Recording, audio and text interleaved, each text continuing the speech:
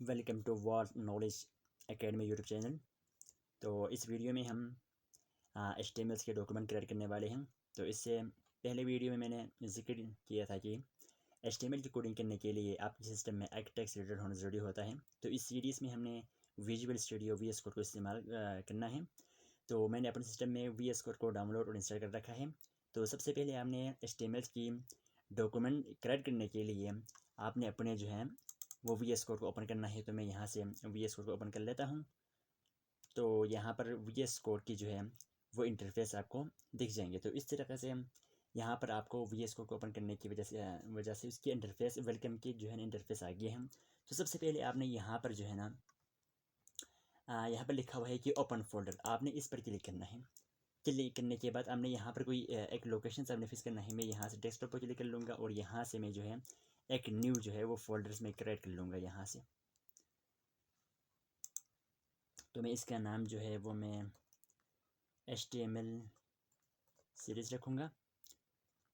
तो मैंने एक जो है फ़ोल्डर बना लिया है और अब मैं यहाँ पर सेलेक्ट फ़ोल्डर पर क्लिक कर लूँगा। तो मेरे VS कोड में जो है वो फ़ोल्डर्स ओपन हो जाएगा जो मैंने अभी यहाँ पर डेस्कटॉप लोकेशन मैंने बना लिए हैं। तो यहाँ पर स्टूडेंट्स आप देख सकते हैं कि HTML की जो सीरीज़ मैंने अभी जो डायरेक्टरी बना लिए हैं वो ओपन हो चुका है। लेकिन मैं अभी यहाँ से फ़िलहाल ये वेलकम की जो विंडो है वो मैं इसको क्लोज़ कर लूँगा। तो यहाँ पर आप देखते हैं कि यहाँ पर HTML की सीरीज़ नाम का जो है वो फोल्डर मेरे इस VS कोड में ओपन हो चुका है। अब उसके बाद मैंने यहाँ पर थोड़ा सा आगे जाके यहाँ पर जो है न्यू फाइल्स वाले एक आइकन है, तो मैंने इस पर क्लिक करना है। इस पर क्लिक करके मैंने क्या करना है, उस फोल्डर में एक फ़ाइल्स क्रिएट करना है। तो मैं यहाँ पर उसकी नेम जो है मैं इंडेक्स रखूँगा। उसके बाद मुझे इस्तेमाल करना होगा कि .html या .html इस्तेमाल कर सकते हैं, क्योंकि HTML की जो एक्सटेंशन है HTML फाइल की या HTML डॉक्यूमेंट्स की एक्सटेंशन जो है वो .html है। तो मैं .html की टाइप करने के बाद मैंने इंटर की प्रेस करना है। तो मेरे VS कोड में जो है वो HTML सीरीज़ के फोल्डर में एक फ़ाइल मैंने अभी बना लिया है index.html के नाम से, वो अभी ओपन हो चुके हैं। तो मैंने यहाँ पर जो है HTML की कोडिंग वगैरह करना है। तो आपको ने जो है ना VS कोड में यहाँ पर जो एक एक्सटेंशन एक ऑप्शन से आपने यहाँ पर जाने के बाद एक लाइव सर्वर के नाम से एक जो है सर्वर होंगे, एक लाइव सर्वर के नाम से एक आपके यहाँ पर एक सर्वर आ जाएंगे। आपने इसको जो है ना इंस्टॉल करना है, क्योंकि मेरा पहले से इंस्टॉल है। तो मैं ये स्क्रीन आ चुका है, तो आपने इसको इंस्टॉल करना है। क्योंकि आपने यहाँ पर जो कोड कर लोगे यहाँ पर आप इंडेक्स HTML में आप यहाँ पर जो भी कोड लिखोगे वो क्या करना है, आपके ब्राउज़र ने रीड करके आपने डिस्प्ले करना है। तो यहाँ पर हमें एक लाइव सर्वर चाहिए। तो यहाँ पर हमने क्या करना है, HTML से कोडिंग करना है। तो इसके लिए सबसे पहले मुझे यहाँ पर टाइप करना है कि एक्सक्लेमेशन मार्क, यहाँ पर आगे जो लिखा हुआ है कि एमिड एब्रीविएशंस। तो ये वाले जो है ना मुझे सजेशन दे रहा है कि आपने इसको इस्तेमाल करना है या आपने इसको इस्तेमाल करना है। तो मैंने सबसे पहले HTML से कोडिंग करने के लिए मैंने यहाँ पर जो है वो एक्सक्लेमेशन मार्क्स को जो है मैंने क्लिक करना है या मैं इंटर प्रेस कर लूँगा। तो यहाँ पर कुछ कोडिंग जो है ना वो अपने आप यहाँ पर जनरेट हो चुका है। तो उसे हम बायोरिप्लाइड कोड कहते हैं, ये अपने आप जनरेट हो जाएगा। तो VS कोड को इस्तेमाल करने के यही बेनिफिट्स है कि इस तरह के कोड जो है ना वो अपने आप जनरेट हो जाते हैं। तो इन सारे कोडिंग्स को हम 1 बाय 1 टाइप करना नहीं पड़ता है।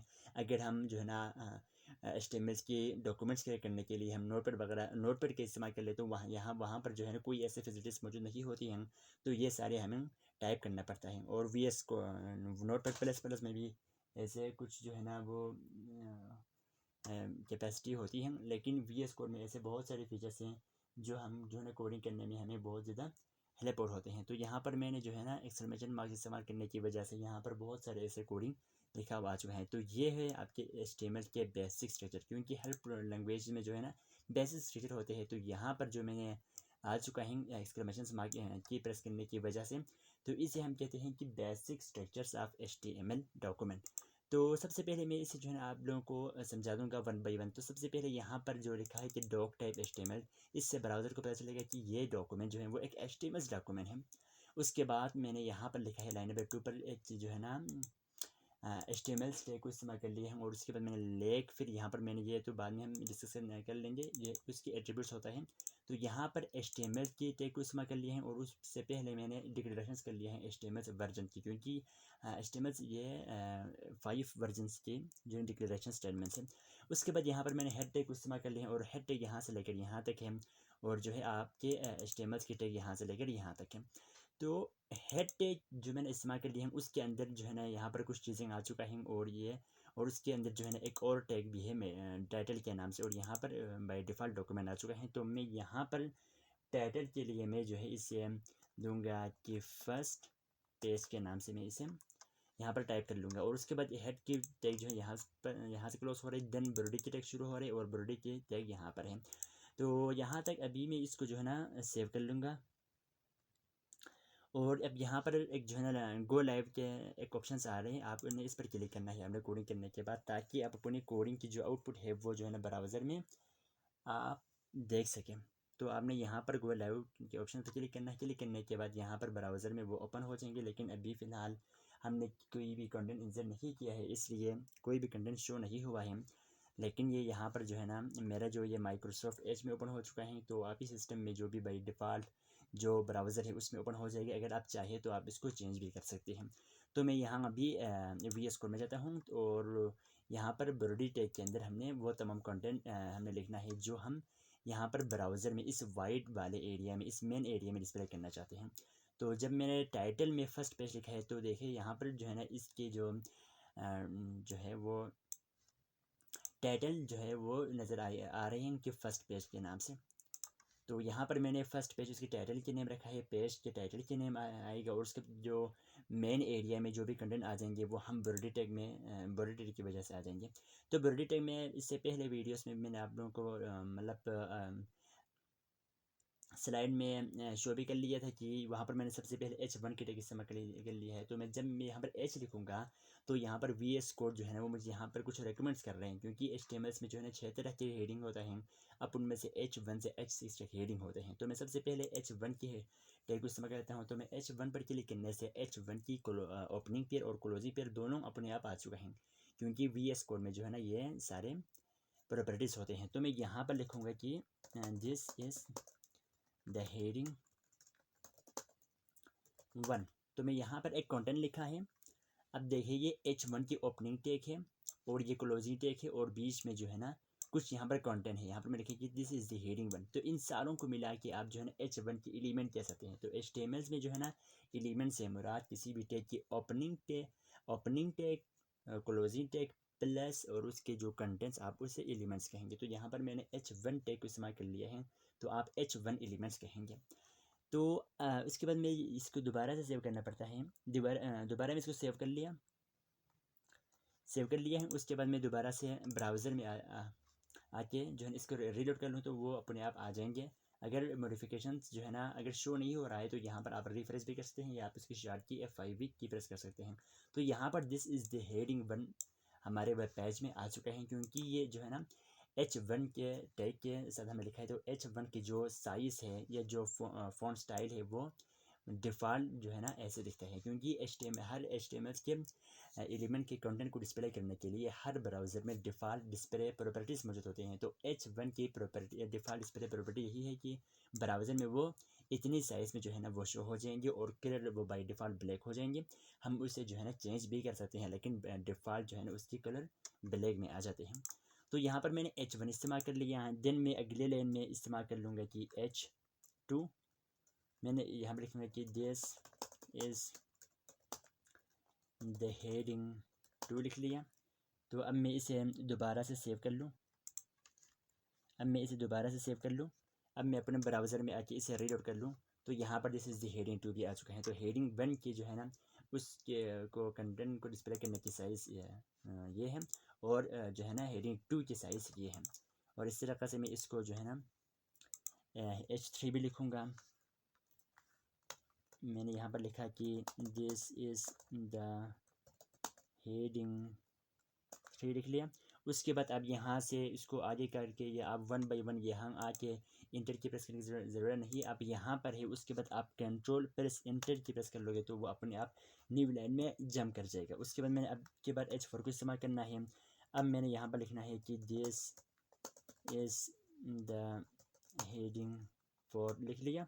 उसके बाद मैं then enter control plus enter key press करना है तो वो न्यू लेयर में जंप कर जाएगा। फिर मैंने H5 लिखना है और उसके बाद मैं यहाँ पर लिखूँगा कि this is the heading 5। Then मैं H6 भी लिखूँगा। मैं यहाँ आके अगले लाइन में आके मैं H6 भी लिखूँगा और यहाँ पर मैं टाइप कर लूँगा कि दिस इज़ द हेडिंग 6। तो मैं इस जो डॉक्यूमेंट को मैं दोबारा सेव कर लूँगा।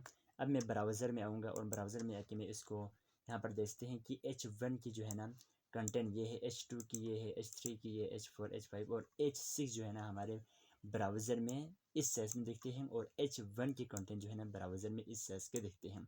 तो हेडिंग को जो है ना, क्योंकि वेब पेजेस में जो है डिफरेंट तरह के कंटेंट आते हैं, तो हेडिंग को कुछ जो है मेन हेडिंग होते हैं और कुछ सब हेडिंग होते हैं। तो हमने H1 के हिसाब से तो हेडिंग HTML में इस्तेमाल होने वाले H1 से H6 के हेडिंग के हिसाब से हमने क्या करना है, उसके टॉपिक को डिफाइन करना होता है।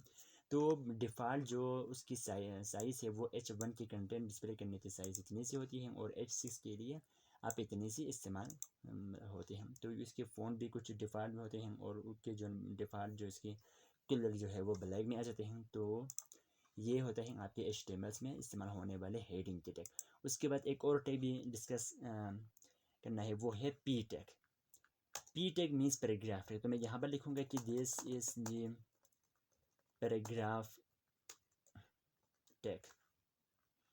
तो मैं इसे कर लूँगा सेव और मैं ब्राउज़र में आके इसे देखूँ तो यहाँ पर सारे हेडिंग्स भी डिस्प्ले हो चुका है और साथ में यहाँ पर this is the paragraph tag भी डिस्प्ले हो चुका है। This is the paragraph tag जो है वो P टैग के कंटेंट है और बाकी जो है ना सारे हेडिंग के कंटेंट है। तो हेडिंग के कंटेंट डिस्प्ले होने के जो है ना उसके कुछ डिफ़ॉल्ट प्रॉपर्टी होते हैं और पैराग्राफ के भी एक अलग होते हैं। तो यहाँ पर पैराग्राफ के कंटेंट को डिस्प्ले होने के लिए आप इसकी जो है ना थोड़ा सा आप इसकी स्टाइल चेंज हो सकती है और बाकी आपकी हेडिंग के लिए जो है ना वही सेम स्टाइल रहेगा, लेकिन 1 बाय 1 वो स्मॉलर होता चला जाएगा। तो इस तरह से हमने हेडिंग को भी सेट कर सकते हैं अपने वेब पेजेस में, सब हेडिंग को भी सेट कर सकते हैं। और अगर हम चाहें तो अपने वेब पेजेस में यहाँ पर जो है ना इस तरह के पैराग्राफ भी इंसर्ट कर सकते हैं। तो पैराग्राफ को हम अपने वेब पेजेस में इंसर्ट करने के लिए हम P टैग का इस्तेमाल कर लेते हैं। बाकी हेडिंग के लिए हमने H1 से H6 तक हेडिंग मौजूद होते हैं HTML में।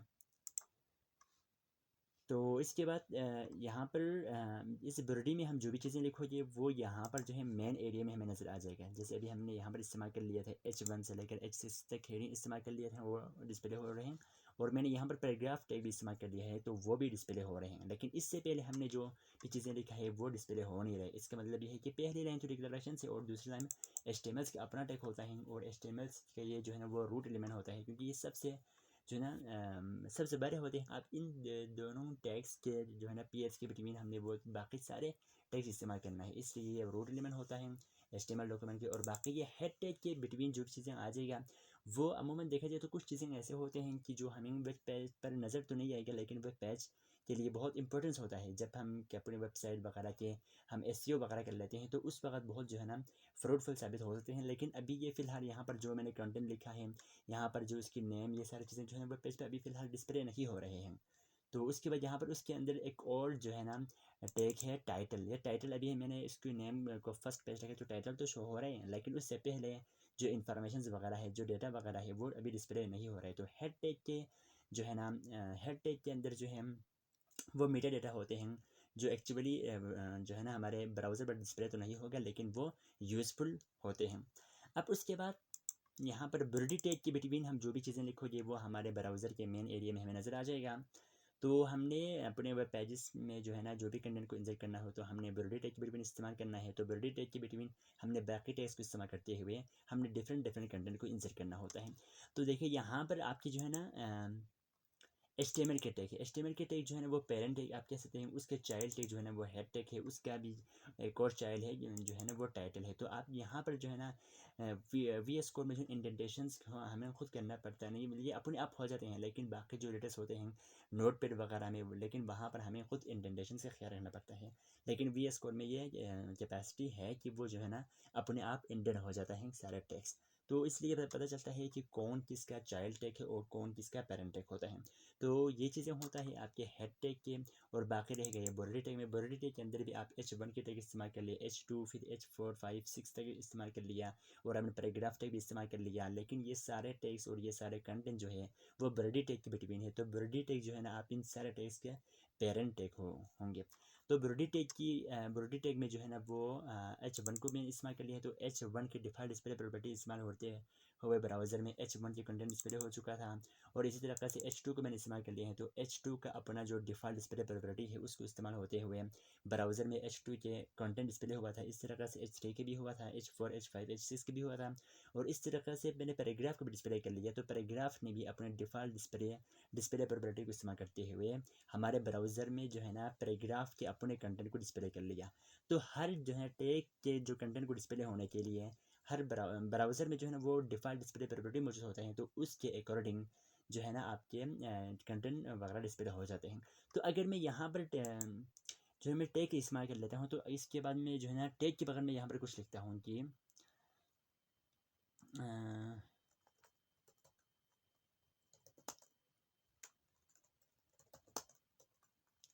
तो यहाँ पर मैंने कुछ लिखा है, लेकिन ये टैग मैंने इस्तेमाल किया नहीं है, किसी भी टैग के बिटवीन नहीं है। तो मैं इसी को जो है ना सेव कर लेता हूँ, और उसके बाद मैं इसी को जो है ना ब्राउज़र में जाके देखता हूँ। तो यहाँ पर तो आ चुका है। लेकिन अभी मैंने कहा था कि हम वेब पेजेस में कंटेंट को डिस्प्ले इंसर्ट करने के लिए हमें टैग का इस्तेमाल करना है। लेकिन ये तो क्या, मैंने यहाँ पर कुछ डेटा लिखा, इन्फॉर्मेशन लिखी, वो ऐसे ही आ गया टैग के बगैर। तो इसका मतलब ये है स्टूडेंट्स, यहाँ पर जो है ना टैग के बगैर तो आ जाते हैं, लेकिन सम टाइम यहाँ पर इश्यूज आ सकते हैं। अगर जो है ना यहाँ पर हर ब्राउज़र में जो है ना HTML के टैग को डिस्प्ले करने के, एलिमेंट को डिस्प्ले करने के डिफ़ॉल्ट डिस्प्ले प्रॉपर्टी मौजूद होता है। तो यहाँ पर आप जो है ना यहाँ पर कुछ टैग को इस्तेमाल नहीं कर रहे हैं, इसलिए वो जो है ना अगर उसे जो है ना पैराग्राफ टैग के कंटेंट जैसा लगा तो उसने पैराग्राफ के हिसाब से डिस्प्ले करना है। अगर उसने जो है ना H6 के जो है ना कंटेंट जैसा लगा तो उसने H6 के जो है ना कंटेंट के हिसाब से डिस्प्ले करना होता है। तो वो कभी कभी एक्यूरेटली डिस्प्ले नहीं होता है, इसलिए हमने जो भी चीज़ें अपने वेब पेज में इंसर्ट करना है तो उसको हमने टैग के थ्रू ही करना होता है। तो ऐसे टैग के बगैर हम इस्तेमाल नहीं कर लेते हैं। तो यहाँ पर जो है ना इतना काफ़ी है, और बाकी आने वाले वीडियोस में हम 1 बाय 1 सारे टैग्स को कवर कर लेंगे।